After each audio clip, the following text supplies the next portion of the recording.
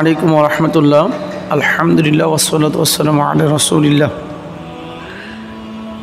আজকে আসলে অত্যন্ত গুরুত্বপূর্ণ এবং খুব দুঃখজনক একটা বিষয় উল্লেখ করার জন্য আপনাদের সামনে আসলে হাজির হয়েছি। আমাদের প্রিয় নবী মুহাম্মদ রাসূলুল্লাহ সাল্লাল্লাহু আলাইহি ওয়াসাল্লাম একটা হাদিস বলেছেন, সেটা হচ্ছে মান গশা ফালাইসা মিন্না, মানে যে আসলে ধোঁকাবাজি করে প্রতারণা করে সে আমাদের কেউ না। নবী বোঝাতে চেয়েছেন যে প্রতারক ধোঁকাবাজ এরা আমি নবীর কোনো উম্মত তারা না, নবীর উম্মতের মধ্যে এরা পড়ে না। কথাটা অনেক বড় মাপের। তো আমি যখন দেখি যে কোনো মানে অশিক্ষিত অথবা নিচু শ্রেণীর মানুষের মধ্যে বিভিন্ন ধোঁকাবাজি, যেমন মনে করেন বিভিন্ন দালাল চক্র আছে, অথবা আমাদের দেশে গরুর হাটে, ছাগল খাসির হাটে বিভিন্ন একটা মুরগি কিনা থেকে শুরু করে একটা গরু মহিষ কিনা পর্যন্ত একটা দালাল কাজ করে, যারা সম্পূর্ণ মিথ্যা কথাই বলে, ধোঁকা দিয়েই কথা বলে, যাদের মুখে একটা সত্য কথা বের হয় না। এই দৃশ্যগুলো দেখে কষ্ট পাইলে অনেক সময় পুরোপুরি কষ্ট লাগে না, যে মনে হয় যে এরা এই জাতেরই। কিন্তু যখন একটা জনগণের প্রতিনিধি যারা শিক্ষিত, যারা দেশের হাজার হাজার লক্ষ কোটি জনগণের প্রতিনিধি হিসেবে কাজ করে, তারা যখন ধোঁকা দিয়ে কথা বলে, যখন কোনো শিক্ষিত মানুষ ধোঁকা দিয়ে কথা বলে, যখন কোনো আলেম সমাজ ধোঁকা দিয়ে মিথ্যা কথা বলে, এগুলো আসলে মেনে নেওয়া যায় না। খুবই দুঃখজনক বা অনেক বেশি কষ্ট হয়। তো আসলে খুব দুঃখের সাথে এবং একরকম লজ্জার সাথেই আপনাদের কাছে বিষয়টা উল্লেখ করতেছি। রিসেন্টলি অনেকগুলো ঘটনা যেগুলো আমি নিতে পারতেছি না, মানুষ টেলিফোন করতেছে আমার কাছে। সেটা হলো যে আজকে থেকে, আমি তো আজকে কথা বলতেছি, আজকে আপনার জুলাই মাসের 6 তারিখ 2024 সাল। আজকে থেকে আরও মনে হয় 2-3 বছর আগে একটা ভদ্রলোক, উনি ক্রেসে ভর করে আমার মসজিদে আসলেন সাওয়াল করার জন্য, সাহায্য চাওয়ার জন্য আসলেন। মোটামুটি বয়স্ক মানুষ। উনি বললেন ওনার বাড়ি চাঁপাইনবাবগঞ্জ, কাতারি হুজুর, ওনার নাম আব্দুল কাদের, আর এমনিতে ওনাকে মানুষ কাতারি হুজুর বলে। উনি কাতার দেশে দীর্ঘ প্রায় 20-30 বছর মুয়াজ্জিন ছিলেন এবং 30-40টা রাষ্ট্র ভ্রমণ করেছেন, 10-15টা ভাষায় কথা বলতে পারেন, এবং ওনার বাংলাদেশ এবং বহির্বিশ্বের সাথে অনেক কিছু ইত্যাদি ইত্যাদি, অনেক কিছু ওনার অনেক এই আছে সে আছে। কিন্তু পরিশেষে উনি অসুস্থ, বিরাট সমস্যা, এই জন্য উনি সাহায্য প্রার্থনা করেন। অনেক বড় বড় আলেম ওলামাদের সাথে নাকি ওনার পরিচয় আছে, অনেক বড় ব্যক্তিদের সাথে পরিচয়, তারা অনেক সাহায্য করছে। তো এরপর আর কতক্ষণ তাদের কাছে যাওয়া যায়, এই জন্য আপনাদের এখানে আসছি, শুনছি আপনারা অনেক ভালো মানুষ ইত্যাদি ইত্যাদি, এগুলো একটা এইভাবে উপস্থাপন করলো। উনি রাত্রে থাকলো, আমরা যা পারলাম সহযোগিতা করলাম, কারণ জীবনে প্রথম দেখেছি। ওনার কথা যতটুকু সত্য বলে মনে হলো, ওনাকে সাহায্য সহযোগিতা করলাম, চলে গেল। এরপর 1 বছর পরে আবার আসলো, তখন আগের চেয়ে অনেক সুস্থ। উনি আবারও সাহায্য চাইলো, যা পারলাম দিলাম, এরপর চলে গেল। যাওয়ার সময় উনি নাম্বার টাম্বার দিয়ে গেল এবং আমাকে অনেক বড় লোভনীয় কিছু প্রস্তাব দিয়ে গেল, যেটা আমি এই মুহূর্তে উল্লেখ করতে চাচ্ছি না। কোনো লাখ টাকা না, কোটি কোটি টাকার ল্যান্ডগার্ড আমার দেখে দিয়ে গেল। তো আমার কাছে আল্লাহ পাক রব্বুল আলামিনের অনুগ্রহ থাকে, আল্লাহর দয়া অনুগ্রহ আল্লাহ আমাকে দিয়েছেন আলহামদুলিল্লাহ, যেটাকে হিকমা বলা হয়। তো আমার মাথায় একটা জিনিস সবসময় কাজ করে, যেমন মনে করেন গুলিস্তানের মোড়ে বৈশা ওই আপনার টিয়া পাখি দেখে একটা খাম তুলে চিঠি তুলে, অথবা হাত দেখে ভবিষ্যতের ভালো মন্দ বলে, কি সুখী কি দুঃখী, কি ধনী কি গরিব, কার কী হবে ইত্যাদি। তো এই সমস্ত মানুষকে বোঝার জন্য অনেক লেখাপড়ার প্রয়োজন পড়ে না। সহজভাবে যদি আপনি অনুমান করেন যে মানুষটা নিজের পেটের ভাত জোগাড় করার জন্য, মোটা একটা লুঙ্গি কেনার জন্য, একটু এক মুঠ ডাল ভাত খাওয়ার জন্য রাস্তার ফুটপাতে বসে মানুষের হাত দেখে যা রুটি রুজি করতে হয়, যে নিজের জীবনের ভবিষ্যতে কোনো কিছু জানে না, নিজের হাতটা যে দেখতে পারে না, নিজের কপাল, নিজের ভবিষ্যৎ যে কিছুই বুঝে না, নিজের পেট চালানোর জন্য যার রাস্তায় বসে রুটি রুজি জোগাড় করতে হয়, এই লোকটা কতটা দক্ষ, কতটা অভিজ্ঞ, কতটা সত্যবাদী, এটা বোঝা উচিত। তো আমার মাথায় এই কথাটা কাজ করলো যে এই মানুষটার এত এত কিছু, ওনাকে দুবাইয়ের বাদশা এঁটে দিছে, ওই জর্ডানের একজন শায়েক এঁটে দিছে, ওই কাতারের প্রিন্সের স্ত্রী ওনার স্ত্রীর এই গয়না দিছে, ওই গয়না দিছে, অনেক ইতিহাস উনি বললো, যত কিছু বলা যায় আমাকে বলল। কিন্তু আমার মাথায় একটা জিনিস সহজে কাজ করলো যে যে মানুষটা নিজের চোখের চিকিৎসা করার জন্য, পায়ের চিকিৎসা করার জন্য সুদূর চাঁপাইনবাবগঞ্জ থেকে ঢাকা জেলায় পা রেখে প্রত্যেকটা আহলে হাদিস মসজিদে ধারে ধারে ভিক্ষা করে, এই লোকটার মূলত পক্ষে 10 পয়সার কোনো যোগ্যতা নাই।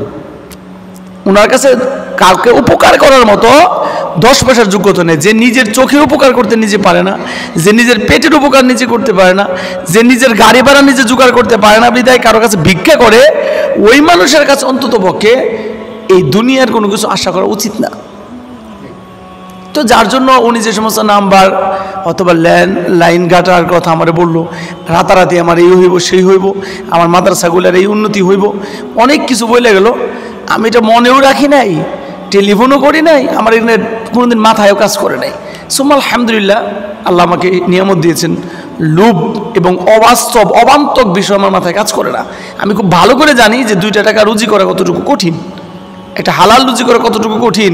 সেই মানে হলুদ মরিচ কিনে আইনা এগুলো রোদ্রে শুকায়া, ওহাব্বাইয়ের দোকানে, আব্দুল ওহাব্বাইয়ের দোকানে ভাঙ্গাইয়া, এই মাথায় করে আইনা, রিক্সাতে আইনা 1 কেজি হলুদ বেচে 2টা পয়সা লাভ কামাই করা, কৃষি কাজ করে 2টা টাকা ইনকাম করা, হালাল রুজি করা কতটুকু কঠিন, এই আকল জ্ঞান আলহামদুলিল্লাহ কম বেশি আছে। তো যাক, ওনার মতো উনি চলে গেছে। এরপরে আমাকে একবার ফোন দিয়েছিলেন, দিয়ে বললেন যে এই সেই বিরাট সমস্যা, আমাকে, আমি ওষুধ খাওয়া পর্যন্ত বন্ধ, আমার 2000 টাকা বিকাশে দেন। তো আমি আলহামদুলিল্লাহ, আমার একটা বৈশিষ্ট্য আছে, চেষ্টা করি কাউকে ফিরিয়ে না দিতে। তো আমি ওনাকে ফিরিয়ে দিই নেই, আমি ওনাকে 1000 টাকা বিকাশে পাঠিয়ে দিয়েছি। আমার তো পাওয়ার কোনো ইচ্ছা নেই, আমি যা ওনাকে করছি, খাবার দিছি, 2টা টাকা দিছি, একবারে দিছি, শেষ, চলে গেছে। তো এভাবেই কেটে গেল মাঝখানে 1-1.5 বছরের মাঝখানে আমার সাথে কোনো কথা নেই। আমার সন্দেহ হওয়াতে আমি ওই এলাকার যে সমস্ত ভাই বোনেরা আমাদের আছে, পরিচিত বন্ধুবান্ধব, আমি তাদেরকে ওই এলাকায় পাঠাইছি। পাঠানোর পর উনি ওনার যে গ্রামের নাম বলছে, যা কিছু বলছে, ওই নামে অন্য মানুষ আছে, কিন্তু ওনার যে বৈশিষ্ট্য, ওনার যে পরিচিতি, ওনার যে বর্ণনা, ওই বর্ণনা অনুযায়ী এই কাতারি হুজুর আব্দুল কাদের নামে ওই গ্রামে কেউ নাই। তো শেষ। হঠাৎ করে আপনার গেল মনে হয় 6 মাস 12 আগে আমাকে এক ভদ্রলোক ফোন দিয়েছেন, উনি মসজিদের ইমাম ও খতিব। উনি বলতেছে এই ঘটনা, এইরকম নামে কেউকে আপনি চিনেন কি না? হ্যাঁ, উনি আমার কাছে 1 বছর আগে এরকম আসছিল। উনি তো আপনার নাম বলে আমার কাছে অনেক কিছু বলছে, তো আমি তো ওনাকে এত 1000 টাকা দিছি, আমাকে উনি সৌদি আরব নিয়ে যাব। তো আমি বললাম, এখন আমাকে ফোন দিলে লাভ কী হবে? আপনি তো আমাকে আগে ফোন করেন নাই, আমার নাম বললো, আপনি টাকা দিয়ে দিলেন, বা আরও কিছু বললো, টাকা দিয়ে দিলেন। আপনি দেখতেছেন যে বিভিন্ন ধরনের দূতাবাস অথবা বিভিন্ন ধরনের যে বিদেশে যাওয়ার যে যতগুলো সেন্টার সরকারি বেসরকারি আছে, তাদের অফিস আদালত আছে, টাকা পয়সা নিয়ে কাগজপত্র কইরা, অথবা খালাতো মামাতো ভাই, আপন চাচাতো ভাই, আপন বড় ভাই, তাদের কাছে টাকা জমা দিয়েই টাকা মেরে যাইতেছে। আর কোথায় থেকে লোক আসলো, উনি আপনাকে বিদেশ নিয়ে যাব, আপনি 1000 লাখ লাখ টাকা দিয়ে দিলেন, যাও, উনি আফসোস করা ছাড়া আর কিছু করতে পারলো না। এই করবো সেই করবো, কিন্তু কিছুই করতে পারলো না। ওনার টাকা উনি ধোকা খায়া ওনার টাকা মিস। তো হঠাৎ করে এরপরে আমাদের পার্শ্ববর্তী আরেকটা এলাকা থেকে ফোন আসছে, উনি একটা বড় মাদ্রাসাতে পড়াশোনা করে। ওনারে বুঝ দিচ্ছে যে তোমার মদিনা বিশ্ববিদ্যালয়ের সাথে আমার এই সেই অমুক তুমুক বিরাট অবস্থা, আমার এই করলে তোমার আমি মদিনা বিশ্ববিদ্যালয়ে ভর্তি করে দিতেছি। দেখেন মানুষের লোভ কি! ছাত্রটা তার উস্তাদরেও জানাইলো না, অন্য শিক্ষকের সাথে পরামর্শ করলো না, বাড়ির গরু বিক্রি করে এই ধোঁকাবাজের হাতে টাকা দিয়ে দিছে, তা বিকাশে। এই ভদ্রলোক কোনো হাতে টাকা নেয় না, সবসময় বিকাশে নেয়, এবং ওই নাম্বারটা জীবনের মধ্যে বন্ধ করে দেয়। শেষ। আমি লম্বা করার সুযোগ পাচ্ছি না, শুধু 4-5টা কাহিনী বলি। এরপরে আরেক মসজিদের ইমাম ফোন দিয়েছে, একই মামলা। সর্বশেষ আশ্চর্যজনক ঘটনা হলো, এই গেল ঈদের, এই রোজার ঈদের বা রোজার ঈদের পরে বা কোরবানি ঈদের আগে, আমি মুসাফির আবদুল্লাহর খুব কাছের এক ঘনিষ্ঠ বন্ধু, তার কাছ থেকে 60,000 টাকা নিছে, মানে আমার পরিচিত। সে আমার পরিচয় দিছে এবং এমনভাবে কথাবার্তা বলছে, এই উপকার করবে, সেই করবে, এই করবে, সেই করবে। একরকম মানে হিপনোটাইজ আছে, যেটা সম্মোহন, মানে ওনার কথার মধ্যে এমন জাদু আছে, বা এমনভাবে উনি গুছিয়ে কথা বলে, এমন কিছু মানুষের নাম বলে, এমনভাবে বলে যে ওনাকে মানুষ হয়তো বা বিশ্বাস করে। হয়তো এটা তাদের দুর্বলতা অথবা লোভ, আল্লাহ আলাম। 60,000 টাকা দিছে। পরবর্তীতে আমার কাছে আসছে আমার মসজিদে। আমি আর কি বললাম, কিছু বলার মতো নাই।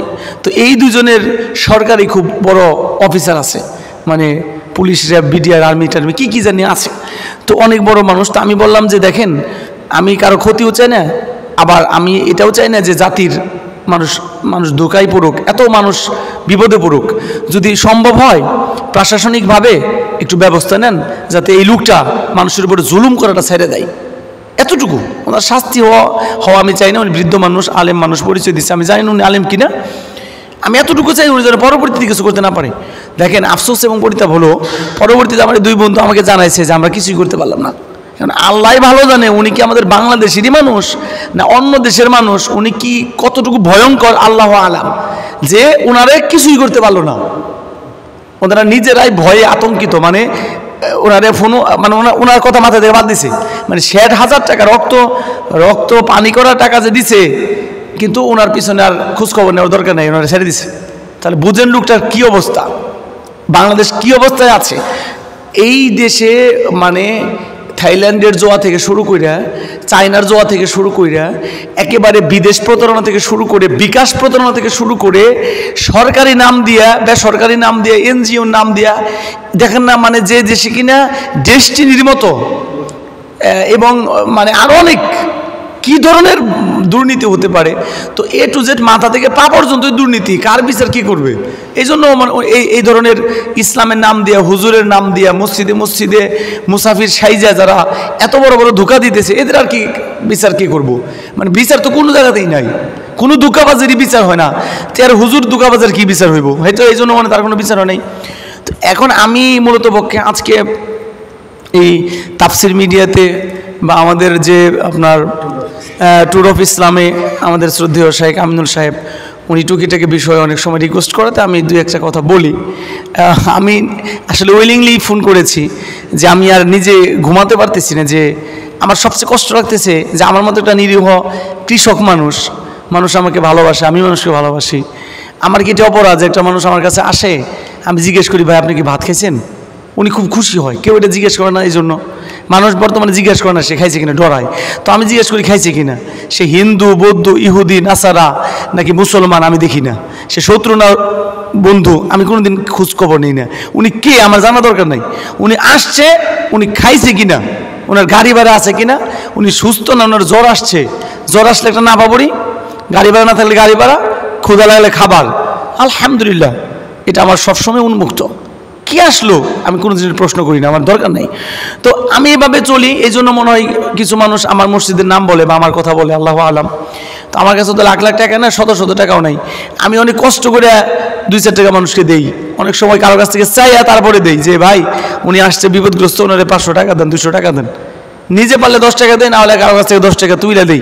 এই তো আমি নিজে কৃষিকাজ করি, সাধারণ মানুষ, আমার সংসার চালাইতে আমার ঋণ করতে হয়। তো যাই হোক, তো আমার সবচেয়ে কষ্ট লাগলো যে আমার নাম বলে বলে এই অত্র অঞ্চলের মধ্যে এতগুলো ধোঁকাবাজি, এই আব্দুল কাদের উর্ফে কাতারি হুজুর এতটুকু বয়স হওয়ার পরে আল্লাহর ঘরে দাঁড়িয়ে মিথ্যা বলে, এই একজন মুয়াজ্জিন, একজন ইমাম, একজন ছাত্র, হারে সেই গরিব এলাকার ছাত্র একটা গরু বিক্রি করে টাকা দিছে। কত ভয়ঙ্কর ব্যাপার! এই যে অভিশাপ, এই গজবেই তো উনি মানে পুরে ছাই হয়ে যাব। আমি জানি না আমার এই আলোচনাটা কোনোদিন এই কাতারি হুজুর নামের এই লোক শুনবে কিনা, অথবা ওনার সাথে আমার দেখা হবে কিনা, আমি জানি না। এটা যদি কেউ আমার এই আলোচনাটা শুনে থাকেন, ওনার নাম্বার থাকলে ওনাকে পাঠিয়ে দেন, যে এখনও সময় আছে আল্লাহকে ভয় করার জন্য এবং থেমে যাওয়ার জন্য। কারণ মানুষের সাথে ধোঁকাবাজি করার পরিণামটা খুবই ভয়াবহ হয়ে থাকে। যা হোক, পরিশেষে ভাই, নরসিংদী জেলার 5 জন আছে না, 5 জন মোট, ওই এলাকার এক ভদ্রলোক আমাকে ফোন করেছেন এই 2 দিন আগে। আজকে কি বার? আজকে শনিবার, বৃহস্পতিবার রাতে ফোন দিছে, কালকে শুক্রবার, কালকেও ফোন দিছে। এই ভদ্রলোক আমাকে ফোন করেছে, যার জন্য আমি আসছি আমিনুল ভাইয়ের কাছে। এই ভদ্রলোক ফোন দিয়ে বলতেছে যে ভাই এই ঘটনা, আপনি তো এই তারিখে উমরাতে যাইতেছেন, আপনার সাথে আমাদের মুয়াজ্জিন সাহেব যাইব, উনি তো 16,000 টাকা জমা দিছে। তো আমি যেমন আকাশ থেকে মাটিতে পড়লাম না মাটি থেকে আকাশের দিকে গেলাম তা বুঝলাম না। তা আমি বললাম, ভাই আমি তো এই বছর উমরাতে যাওয়া দূরের কথা, আমি সংসার চালাইতে কিছুদিন আগেও আমি 2 জায়গায় বড় বড় 2টা ঋণ করছি, আমি 2 দিন আগেও সাবুল কাকার কাছ থেকে টাকা কর্জ করছি। তো আমি উমরাতে যাইতেছি, আমি তো এই কথা জানি না, কী করলাম এটা? আমাদের মসজিদের মুয়াজ্জিন সাহেব 16,000 টাকা জমা দিছে, আপনি নাকি এই বছর উমরাতে যেতেছেন, উনিও যাইব। এরকম ঘটনা। কাতারি হুজুর নামের এক ভদ্রলোক, উনি চাঁপাইনবাবগঞ্জ থেকে আসছে, এই সব কিছু আপনার কথা বললো, আপনি ওনাদের সাথে এবার উমরাতে যাবেন। তো আমাদের মুয়াজ্জিন সাহেব গরিব মানুষ, কিন্তু খুব খুশি হয়েছে যে মুসাফিরের সাথে উমরাতে যাবো, এত খুশি হয়েছে উনি বিকাশের মধ্যে 16,000 টাকা দিছে। ওই হুজুরে বলছে যে আপাতত এই টাকাই দিলে চলবো, আমি দেখতাছি আপনারা ফিরিয়ে নিতে পারি কিনা। আমাদের একটা কাফেলা হলে তো 2-4 জন এমনি নেওয়া যায়, তো আমি মোটামুটি গুছিয়ে ফেলাইছি, তুমি তো গরিব মানুষ, তুমি আপাতত 15-20 হাজার টাকা আমার মোবাইলে দাও। তো উনি তো 16,000 টাকা বিকাশে পাঠিয়ে দিছে। তা আমি বললাম, ভাই আমার নাম্বারটা কার কাছে না আছে ভাই? হিন্দু বৌদ্ধ, আমাদের দেশে এইদিকে বৌদ্ধ নেই, হিন্দু আছে, মুসলমান অমুসলমান, নামাজি বেনামাজি, ছোট বড় নারী পুরুষ নির্বিশেষে আমার নাম্বার জানে, আমার চিনে জানে, আমার আলহামদুলিল্লাহ আশেপাশে সবাই চিনে। তো আপনিও আমার চিনেন, তো এখন ফোন দিতে পারলেন, টাকাটা দেওয়ার আগে ফোন দিলে কি সমস্যাটা হইতো? আমি তো ভাই এগুলো কোনো কিছুই জানি না। উনি তো আমার এখানে আরও 1-2 বছর আগে থেকে কোনো দিন আসে না। আশেপাশের আমার বন্ধুবান্ধব পরিচিতদের কাছ থেকে এই ধোঁকাবাজি করার পরে উনার এদিকে আসে নাই। ওনার যে নাম্বারগুলো ছিল ওগুলো বন্ধ, আমার সাথে কোনো যোগাযোগ নাই। তো উনি তো এবার মাথায় হাতে বসে পড়ছে, আর কি করার আছে, 16,000 টাকা দিয়ে ফেলাইছে। এখন আমি এই রেকর্ডটা করে এটা মিডিয়াতে দিচ্ছি বা জাতির উদ্দেশ্যে বলতেছি, এটা আমার সঠিক হচ্ছে না ভুল হচ্ছে সেটা আল্লাহ তাআলা সবচেয়ে ভালো জানেন। আমি এই মুহূর্তে মনে করি যে এটা আপনাদেরকে জানানো আমার উপরে একবার ফরজ হয়ে গেছে, যে আশেপাশের মানুষেরা এত ধোঁকার মধ্যে পড়তেছে, তো দূর ডিস্ট্রিক্টের বা অন্য এলাকার মানুষও তো এরকম ধোঁকাই পড়তেছে, বা উনি ছাড়াও তো এরকম ধোঁকাবাজ আরও আছে, অভাব নাই। তো আমি আল্লাহ পাকের উপরে ভরসা করে এই রেকর্ডটা দিতেছি, জানি না এটার পরিণামে কি হবে, আল্লাহ আলাম। কারণ ভাই চারদিকের পরিবেশ বোঝা বড় মুশকিল, অবস্থা ভালো না। বেড়াই যখন ক্ষেত খায় তো পাহারা দিবে কে? পাহারাদার নিজেই যখন জানের শত্রু, আমার দারোয়ানি যখন আমার জানের শত্রু, তো আমি কার উপরে ভরসা করতে পারি? এই জন্য হাসবুনাল্লাহ ওয়া নি'মাল ওয়াকিল, আমাদের জন্য স্রেফ আল্লাহ তাআলাই যথেষ্ট। তিনিই একমাত্র উত্তম অভিভাবক, আমাদের গার্ডিয়ান, আমাদের রক্ষাকারী। এই জন্য আমি এক আল্লাহর উপরে জীবনের আশ্রয় চাই, রক্ষা চাই, আল্লাহর উপরেই সাহায্য, আল্লাহর উপরেই ভরসা, আল্লাহর কাছেই ভরসা করে আমি কথাটা সবাইকে সতর্ক করে দিচ্ছি যে আসলে ভাই দুঃখ রাখার জায়গা পাইলাম না। এর জন্য আল্লাহকে ভয় করেন, এবং আমরা যারা সাধারণ মুসলমান আমরা সতর্ক হই। এটা মনে রাখেন, সরল মানুষ ভালো, জান্নাতের লক্ষণ। জান্নাতি হওয়ার লক্ষণ সরলতা, কিন্তু বলদ মার্কা মানুষ কিন্তু আসলে মুমিন না। বলদ আর সরল এক জিনিস না, বুকা আর সরলতা এক জিনিস না, বুকামি এবং সরলতা এক জিনিস না, বুকামি আর সরলতা এক জিনিস না।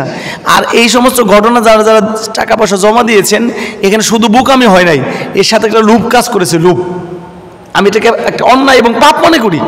তো আমাদের সতর্ক হওয়া উচিত, এটা মনে করা উচিত, বোঝা উচিত যে ভাই এত সোজা না, টাকা পয়সা চলে আসবে, বিদেশ বাড়ি চলে যাবেন, সহজেই আপনি উমরাতে চলে যাবেন, সহজেই মদিনা বিশ্ববিদ্যালয়ে চান্স হয়ে যাবে, একদম সহজ শর্টকাট তরিকা। এটা মূলত শিরকের পথ, মাজারের পথ, পীর তরিকার পথ, শর্টকাট কোনো পথ নাই ভাই। আপনার কামাই রুজি করতে হলে, প্রতিষ্ঠিত হতে হলে ইহকালে প্রতিষ্ঠিত হন আর পরকালে প্রতিষ্ঠিত হন। হালালভাবে বৈধভাবে হওয়াটা খুবই কঠিন, লং টাইম, দীর্ঘ সময় লাগবে ভাই। আজকে পর্যন্তই, মনে অনেক কষ্ট, আপনাদের সাথে লম্বা করে শেয়ার করলাম। মনে চাইলে শুনেন, না চাইলে না শুনেন, আপনাদের ব্যক্তিগত ব্যাপার। কিন্তু ভাই মেহনত করে খান, কষ্ট করে খান, বুঝছেন নাই? ওই নভেম্বর মাসে কলার গাছ লাগাইছি, এখন চলতেছে জুলাই মাস, এখনও কলার মধ্যে থুরি আইছে না। পেঁপে গাছও তুফানে পড়ে গেছে, কলা গাছও তুফানে পড়ে গেছে। 87,000 টাকা পর্যন্ত 2 খেতে খরচ করছি। 87,600 টাকা না 400 টাকা, আমি কালকে যোগ করছি। 87,400 টাকা পেঁপে খেতে আর কলা খেতে লাগাইছি। এখন ঝড় বাদলে কয়টা আছে কয়টা নাই জানি না, মানে 90% পেঁপে চারা নষ্ট হয়ে গেছে, ভাইরাসে নষ্ট হয়ে গেছে, কলা গাছ ভাইরাসে ধরে, পেঁপে গাছ ভাইরাসে ধরে। এরপরে আল্লাহ যদি হালাল রুজি দেয় আলহামদুলিল্লাহ। তাহলে সারাদিন রাত খাইটা 87,000 টাকা এই পর্যন্ত খরচ করেও এখনো পর্যন্ত কিন্তু কলা গাছে ছড়ি ধরে নেই। তাহলে হালাল পথে রুজি করে বড় হওয়াটা ভাই খুবই কঠিন ব্যাপার, খুবই কঠিন ব্যাপার। তো আলেমুল আমাদেরকে আমি মানে বিনয়ের সাথে অনুরোধ করি এবং দুঃখের সাথে প্রতিবাদ করি যে আপনারা এত এরকম কেন? কর্ম করে খান, মেহনত করা শিখেন। সারাদিন বসে বসে চায়ের দোকানে আড্ডা দিবেন আর বসে বসে ঘুমাইবেন, ফার্মের মুরগির মতো খালি বের হয়ে খাইবেন আর ঘুমিয়ে থাকবেন, এরকম এটা হওয়া উচিত না। হালাল রুজি করেন, ব্রেন ভালো থাকবে, লোভ লালসা দূর হবে। আল্লাহ আমাদেরকে হেফাজত করুক, আমিন। আসসালামু আলাইকুম ওয়া রাহমাতুল্লাহি ওয়া বারাকাতুহু।